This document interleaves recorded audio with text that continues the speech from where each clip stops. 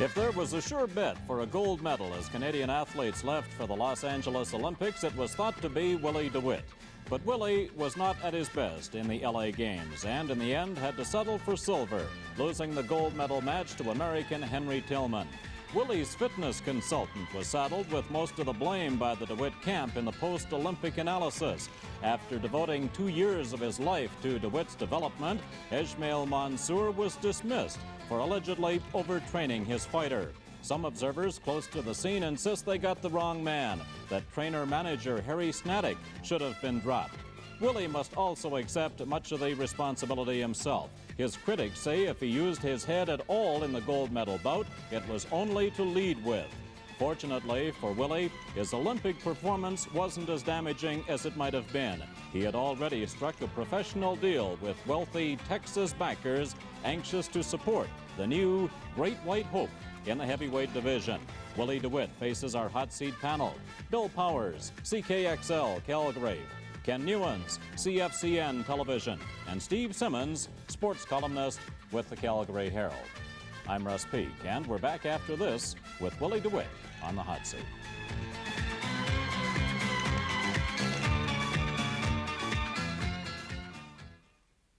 That's right. Olympic silver medalist Willie deWit is on the hot seat. There's the bell. Here's Bill Powers. Willie, a very short life, almost without disappointments. A life with a basic plan as put together by yourself and other people. But then the cruncher in LA, only silver when everybody expected gold. First off, are you really over it yet? And how hard, to use, well, for use of a better term, did it hit you? Well, I don't know if you ever get over it. I think you got to put those things behind you. You can be like a Jerry Cooney and stay depressed for years and not get anywhere. But you know, I'm over it as far as that goes. I'm raring to go. I think I learned some things at the Olympics. I think there's some things I can improve upon. I think there's some changes I've got to make, and I'm prepared to do that. Howard Cosell called you Dwayne Bobbitt, just another Dwayne Bobbitt. But when you look at the fights, with the exception of the second fight, don't you think he was right?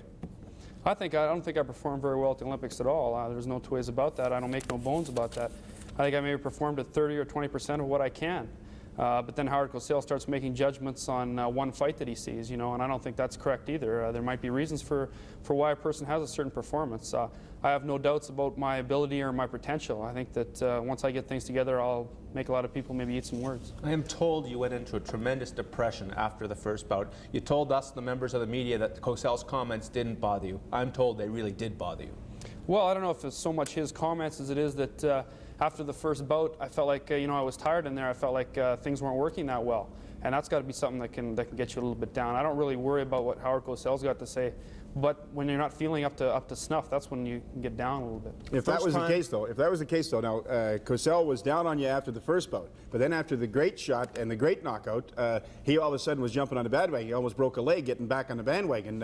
Why wouldn't that go to the other extreme then, if that was the case, Steve, and you just breezed to gold? That's right. The guy changes his mind so much that if you start listening to him, your head will be swinging around in circles. You know, I think the whole thing is that I just never felt really like I had the zip I usually do. The most shocking thing to me was to see how often you got hit.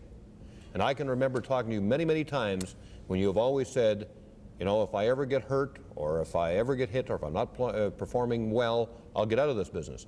I think you were hit far too often. You get hit like that in the pro, you're not going to last very long. Well, I think that if you look at the films closely, a lot of those punches go off the shoulders and that kind of thing. I think getting hit once is too much, but the big thing is that if your legs are tired in there, that takes a lot of your defense away, and my legs were definitely tired in this tournament. We've heard so much about overtraining. George Kinnear, a doctor of exercise physiology, University of Calgary, says there's no physical evidence you were overtrained. I'm of the opinion you were mentally overtrained, and it hurt you in the ring. Well, it could be. I don't know. I'm not a sports psychologist, and Dr. Kinnear has never trained any boxers before, but I think that I was in there and I know my legs were tired. Whether that's mental or physical, I think that's probably physical, and I know that that's what the case was. I was in there and I felt it, and I felt like I didn't have the zip. I think that what maybe happened is we trained very hard going up into the Olympics, and I think that usually when you take some time off, you recover. You know, you come back strong. You come back stronger, and maybe with the pressures in the Olympics and that, I just never recovered. Was there in fact too much pressure on you? The first thing you say to your mother after you lose the gold medal bout is, "I just blew $500,000." That's not the right way to be thinking about the Olympics. No, it's not really. But there was a lot of pressure, and it came from a lot from the media, a lot from the deals that were made. But that's part of it. you know, I don't make any excuses about that. I think I've learned to deal with pressure better after this experience. Don't you think in the Olympic Games you made a dreadful mistake by not staying in the Olympic Village, getting involved in the joy of the Olympics, the atmosphere of the Olympics, that it was all too cut and dried, all too materialistic for Willie deWit? No, I don't think so. I don't think not staying in the village has anything to do with it. Our coaches weren't allowed to stay in the village. I think that if you think that at the Olympic Village everything's really spirit and beautiful and everybody's in love down there, that's a lot of bunk. Because then you've never been in that situation. Everybody's down there to win. The Americans are down there to get as many medals as they can, and that's the name of the game. But don't you think that you missed things, though, that happened in that Olympic Village? Like the boxing part wasn't until the second half. I mean, to see somebody who win a gold, see somebody who win a silver medal, and be a part of them. They're part of your family because you're part of the overall family, a worldwide family outside of the communist bloc countries, of course. But don't you think that maybe you missed something that psychologically it could have helped you in the ring? I don't really think so, no. I think that we watched a lot of it on television and that kind of thing, and I know that's not the same as being there, but you couldn't go to any of the events anyway, because if you didn't have you only had accreditation to go to your own events and not any of the other events. It wasn't at all like, let's say, the Commonwealth Games where you could get into all the events and all the venues and watch the other athletes. You just couldn't do it in LA. Mansour Ismail, who was dropped from your entourage, was quoted in one of the outstanding columnists in this country by saying that you were warned by him about your lack of defensive skills a year ahead of the event and really did nothing to improve those defensive skills. Well, I'd ask every day in the gym, I'd ask Mansour how he thought I looked and you know, what he thought I needed to work on, and he always said it was fine. And 20/20 hindsight's fantastic. You know, you can be really accurate when you're using 20/20 hindsight, and I think there's some things that, some problems I made, but more than anything else, I think that I was just dead in there, and it's hard to perform when you feel like that. Well, let's clear up the Mansour situation right now. According to your book, in your book, he's still part of the entourage. He's still part of the crew, and now other stories coming out. He's not part of the crew. Where, in fact, does he sit right now? Let's face it, he made you into a pretty fine athlete. Yeah, he did, and I respect his ability, and I still think he's one of the finest physical conditioners in the world. When we came back for the Olympics, we felt we had to make some changes. We figured that we were going to try and work on technique in that thing for the next little while. We never said anything about firing Mansour. We just said right at the moment we didn't feel like you know, we could use him at the moment. Then it gets in the press. A few guys say things like fired and you know, left out, and people's feelings get hurt and everything gets blown out of proportion. That comes from your father, though. The word fire, in fact, came from your father. Well, I'm not aware of that, but if he said it, you know, it has to go through me first, and none of the people in the press ever talked to me about it. Everybody just started writing stories, and no one ever asked me anything. Willie, what about another criticism that he leveled, and that is that you spent too much time on the banquet circuit, too much time in other things other than boxing, that you were perhaps worn out? I think that could be a valid thing. I think I've learned something from that. You know, I have a hard time saying no to a lot of people, and I think I'm going to, in the future, change that a little bit and just say, listen, guys, I can't make it. You know, I've got to get some rest. I've got to do this. I've got to do that. Because it was getting quite hectic up until the Olympics. At the same time, there's a book out right now, and you're crossing the country. I mean, and pretty soon you're going to have to start, you know, rejecting those type of things. That's exactly right. Right now, I don't have a fight lined up, so I think I can get away with it for a week. But once I get back into training, I got to get things set up so that I can concentrate on that. Would it not have been better to win the gold and then let the marketing take care of itself instead of doing all the pre-marketing and not winning the gold? All of a sudden, people are saying, boy, what a disappointment. Yeah, it is. There's no two ways about it. You know, it would be great to win the gold medal. I think that maybe with all the marketing, I think it's an important part, then it's part of it, and something you're going to have to deal with in the future. And like I say, something like the Olympic Games, with that kind of pressure on you, I don't think you can just naturally be able to handle the pressure. I think that the more you experience it, the more you can handle it, and this was a good experience for me. Russ Peake's introduction, he said something to the effect that Mansour is no longer a part of the entourage, and many people feel they got the wrong man. It should have been Harry Snadek. Do you think that Snadek is qualified to really manage a top-flight professional boxer? Well, Harry's been with me since I started fighting, and he'll be with me till the end. That's just a bond that we've got. Harry's not too big of a man. He's said already he thought he made a lot of mistakes, okay? He's admitted that, and he's not too big of a man to not get help in the right places if we need it. So I don't see that being a problem. We're already looking for some different trainers, and we've got contacts as far as the managing goes. Well, now, let's talk about, we go back to the book and the different type of training that you had as a result of Mansour, and we're talking about the dancer size type of area and that sort of stuff.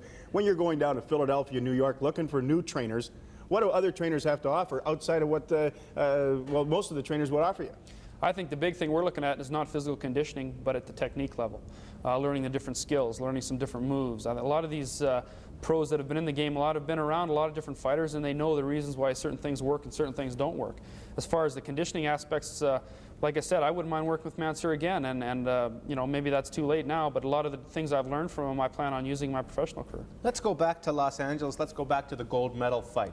You had beaten Henry Tillman previously. I am told you were very overconfident going in. In fact, so overconfident, Henry Tillman's personal trainer was the security man in your dressing room. Well, I don't think I was very overconfident at all, because for the simple reason that when I got into this tournament, I knew I wasn't feeling right. Harry must have been overconfident because he didn't even watch videotapes of Tillman's fights. Well, that's not true at all. We went down, in fact, the day before and watched videotapes of the fights he'd had prior in the Olympics. All right, while we're talking about that gold medal bout, Willie, let's go to the strategy. I thought that you fought that particular scrap differently from any of the fights you had when you were winning. You were bent over, head first into the man, working away at his midsection. He was raining blows on and about your head. That wasn't your style when you were winning. No, it wasn't, and the reason being, again, that I just felt fatigued in there. You know, the guy was running around, and I just didn't seem to have the energy to get in, and the problem that I had was the only time I was getting in trouble is when I would be rushing in trying to force the fight. I should have maybe relaxed and you know, let him come out a little bit more. But at this tournament, the Americans, if you didn't win big from them, you weren't going to get the decision. Tell me, Willie. You don't think, though, that you could have taken a more straight-up stance and unloaded on him, or didn't you have the strength to throw those good shots that you used to be capable of doing? I'll tell you, Russ, when you're in there and your legs are tired, it tends to throw your balance off to an extent. You know, and my legs were tired and I was fatigued everywhere, and it throws you off quite a bit. Let's look in the Olympic future. What did Willie deWit, silver, Sean O'Sullivan silver, Dale Walters bronze, what will that do for boxing at the national level in Canada? Well, that remains to be seen what they do with it. It seems like a lot of times Canadian amateur boxing doesn't take advantage of things that happen to them, and you know, they've been trying to get a coaching program going. I don't know if it's going to work. I think a lot of the coaches that were, well, Peter for Sean and Harry for me, are going to be gone to the professional ranks now, and I'm not sure what Dale's doing. You know something, Willie, you haven't done, and I'd like to know, have you not had any kind of study taken as to what was really wrong with you there? You talk about your legs. Was it because you didn't do enough road work, enough running? Because, you know, the Allies and the Fraziers and so on in their heyday ran for what, 7-8 miles a day? Mm-hmm. And was that the reason your legs were like lead? Well, I don't know. I'll tell you, before we went to the Olympics, we trained very hard. And I don't think anyone trained harder for the Olympic Games than we did, you know. Every day we were But how much running did you do? How much road work? Well, we did a lot of running in the last little while. We ran the hills quite a bit. And it was to the extent that I can remember we went to the volleyball games just before the Olympic Games here, and Billy and I, which had both used the same training methods, went running up the stairs, and when we got to the top, we both looked at each other, and our legs were very tired, you know. And it just seems to me that you know, if you work that hard, maybe it can become detrimental after a while. I've heard from different people that I've talked to since the Olympics, because I've tried to find out some things, that working more than 4 days on conditioning in a week doesn't, like, to work 6 days doesn't do you any more good than working 4. So if you're working 6 really hard, maybe it's tearing you down to a bit. But like I say, I figured in the past I'd always recovered just before the fight, but maybe with the pressures of the Olympics, I just couldn't get over it this time. Gentlemen, we have to take a break here. We'll be back with round 2 and Willie deWit on the Sports Hot Seat.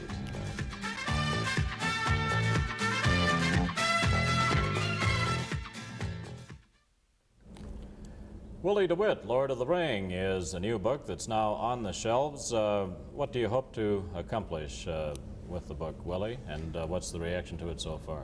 Well, basically, it's just a story of basically my amateur career, and it's done by Mike Bowden, who's a sports writer in my hometown of Grande Prairie, and has probably known me longer than anyone else as far as my boxing career goes. I think he's done a heck of a job. Basically, it just talks about the people that have been around me in the last 4 or 5 years with my career. And I think it's a good reading. I think he's done a heck of a job. Not that you need to make a lot of money out of it now, but is there a dollar to be made through the publication? Well, that remains to be seen. I think we've had pretty good response from it so far. Like I say, it just remains to be seen. Well, talking about dollars, how much money have you made with your new deal with the Texans? Is it right, $5 million? Well, I think it's an equitable deal between the two of us. We both feel that we don't have to, you know, tell anybody how much it is, and that's a private thing. Is it more than $5 million? Why does $5 million always come up? That's the question. I mean, I don't know. It's a nice round figure. Yeah, I mean that's the key to the whole Sounds good deal. to me, I guess. Okay, Sounds good to you. We've sold our books here, and let's get back to the ring. Let's get to the real story here. You lack composure in the ring. In Los Angeles, I watched a fight in Edmonton in the pre-Olympic challenge. It's the best you've ever fought against a good American. You were jabbing, you were moving well. Bingo. You get into the ring with a similar type fighter in Los Angeles, and It's not the same thing. Well, like I say, I keep harping on this, and I don't know if it's getting through, but if a guy's tired in there, it's hard to perform a lot of times, and you don't really know what it's like until you're in there, and you're exhausted, and you've still got to go out there and fight. It's very tough. But there's also a composure element involved. And in a lot of, over the years in your fights, you've had a history of not being composed in the ring. And I go back to Holland or to Sweden when you fought Arnold Vanderleege of Holland, and that kind of thing has happened to you before. Well, were you there in Sweden? Did you see that? No, but I've talked to your trainer about it. Sure, these things get behind you, and that I think in the He even says that. In the amateur game, that's been a problem of mine, in that I rush myself a little bit too much. You know, you get out there and you have only 3 rounds to do things in, and my style is more to take my time, pick my shots. So it's been a problem with me, and I think that something that in the pros will be a better thing for me. In the amateur game, there were not that many opponents for you either. Now you're going to the pro rank, and there's 8 million black heavyweights out there that want to fight for pay. This could be a problem here for you, not knowing the people that you're going to fight, where at the amateur level, you knew everybody you were going to fight. Well, not really. When you started out in the amateurs, you didn't know anybody. When we started out going down to the States, you go to tournaments and you'd never heard of any of these guys before. So that's not really true. You fight more fights in the amateurs against different guys than you do in the pros. You've got Bender, who is going to help you with some of your training. Now, has he discussed with you some of the problems as to why you were as you were at the Olympic Games and what you have to do differently? Has he discussed a master plan, a strategy with you? No, I haven't, and George Benton's maybe not the choice. We're just going to have to wait and see. Yeah. You know, right now, the last couple of weeks, I've tried to get away from boxing a little bit and take a little bit of a holiday, so I haven't really talked to anybody about it. But now that I'm ready to get back in it, we'll sit down and talk. And I don't know whether I can train with the guy. I don't know if our personalities will clash or what'll happen. But you know, you've got to try these guys, and maybe it'll work out with George. Maybe it'll work out with someone else. How many guys like Harry Snedek do you find that your personalities will not clash and you're going to stick together forever, like a marriage? Well, I don't think you find too many guys like that. I know my parents always told me if you find one good friend in your life, you'd be lucky when they stick with you. You know, but this is a different situation again. Willie, is Harry Snedek qualified? That's the question that comes up time and time again. I mean, it doesn't matter how good a friend he is if he's not qualified to handle you. Oh, that's right. And like I say, he's the first one to admit that. If he can't handle it, he's ready to take other avenues. Might it have been different the last year and a half if you had a different trainer? I think so. I think that in the last half year or so that we haven't got a lot across. And now I don't know what the reasons are again. There may be different reasons. If you're training really hard, you know, I've thought about a lot of different things. If you're training really hard in the mornings and getting so tired that you just can't grasp things in the afternoon because you're just going through workouts trying to get through them, that could be a problem. I think that Harry and I have sat down and he said, listen, I'm not getting through you anymore. We've got to try, you know, some other people. And I think that's very big of him that he's willing to admit that and go, and that shows, I think, a lot of class. Yeah, when you were in McAfee, New Jersey, training under Lou Duva briefly about a year ago, he mentioned many times to me how intelligent you were, how you wanted the answer to every question, how if you were told something once, you could go in the ring and you would work on it until you corrected it. Did you have any feeling at all before those Olympic Games that you were losing that you weren't able to do that? No, not at all. Basically, I felt like I was run down before the Olympic Games, you know, and a lot of times I'd say, you know, things aren't just right, and when you get on a timetable, when you get close to a tournament, the guys don't want to start giving you heck and getting you down and that kind of thing, and I think that's wrong. I think that's a mistake we made. I still have the same desire, and I still have that kind of a mind that I want to try to figure things out. And I think with some different trainers and different ideas, maybe it'll happen. I think with Harry and I, we become so close that after a while it's like going through the same old thing again and again, you know. And maybe with some new blood it'll change things. Well, you're talking switching trainers in the book. Everything's peaches and cream. There's no controversy. Of course, there's no sex. You know, maybe the book won't sell as a result.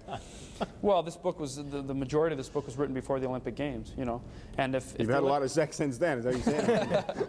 No, as far as the controversy and the different trainers and that kind of thing, I think that since the Olympic Games, things have changed to an extent. And you know, if I'd have won the gold medal and still boxed the same way I did, you know, hit the guy with a lucky shot, everybody would have been, oh, you know, really great and everything, but I wouldn't have learned anything from it, and I'd rather get the silver medal now and be able to straighten some things out. You're right, things have changed, because before the Olympics, the future was all rosy. Everything was great. Now, all of a sudden, people are saying maybe the man isn't that good. Have you allowed yourself the thought that maybe I don't have the potential to be the great heavyweight that everyone felt I had?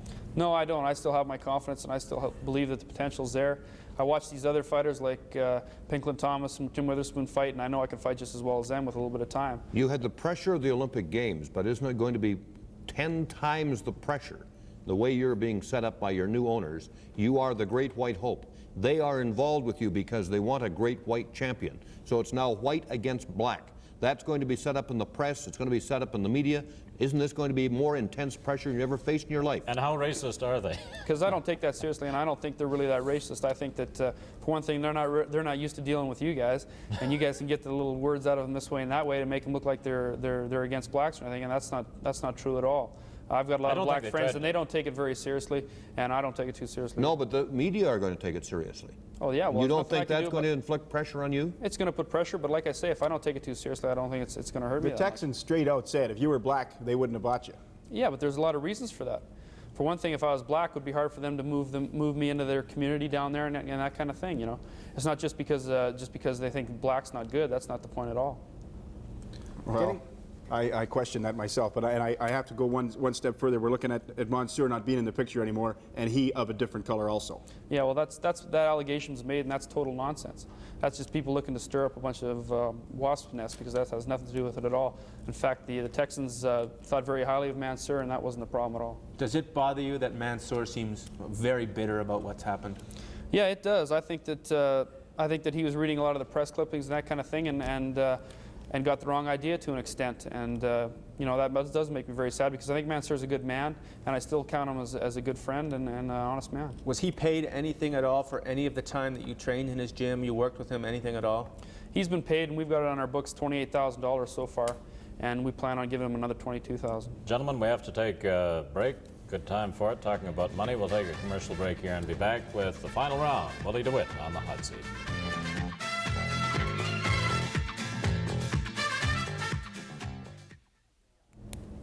I see on the cover of the book, Willie, that it's a champion's knockdown battle to Olympic glory. Was there Olympic glory? Well, I think there was Olympic disappointment. I don't think that I achieved what I wanted to and what I was capable of doing, and that's disappointing. But like I say, there's still something that I take out of it, is that if you can go to the Olympic Games, win a silver medal, and everybody's super disappointed and think you didn't do too well, that you must have some talent, and when I get it together, I think things will be a little different. Have you shown a certain lack of principle by boxing in Canada, then taking off to the United States immediately after the Olympic Games? No, I don't think so. I think that once you get into a professional career, it becomes a business, and you have to do what's best for you. If I stay in Canada and 10 years from now, I haven't made the money that I should have, Canadian people aren't going to give you money. So you've got to go where it's best as a career. Muhammad Ali, one time a great champion. Today, diseased or punch drunk. You could end up like that. Yeah, I think there's reasons why he's in the state he is. The man fought till he's 40 years old. I think that's much too well. I think if he had quit around the time of the early 70s when he was 30 years old, 29, 30 years old, and just before he fought Joe Frazier, he wouldn't have the trouble he's had today. And nobody ever accused him of being overtrained.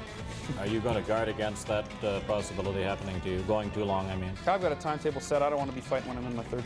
Good luck with it, with the book and your career, Willie. Thanks for being with us. In spite of what you may have heard, we are very proud of our thanks to Willie deWit and to our panel, Bill Powers, Ken Newans, and Steve Simmons. I'm Russ Peake. Join us next week for the Sports Hot Seat.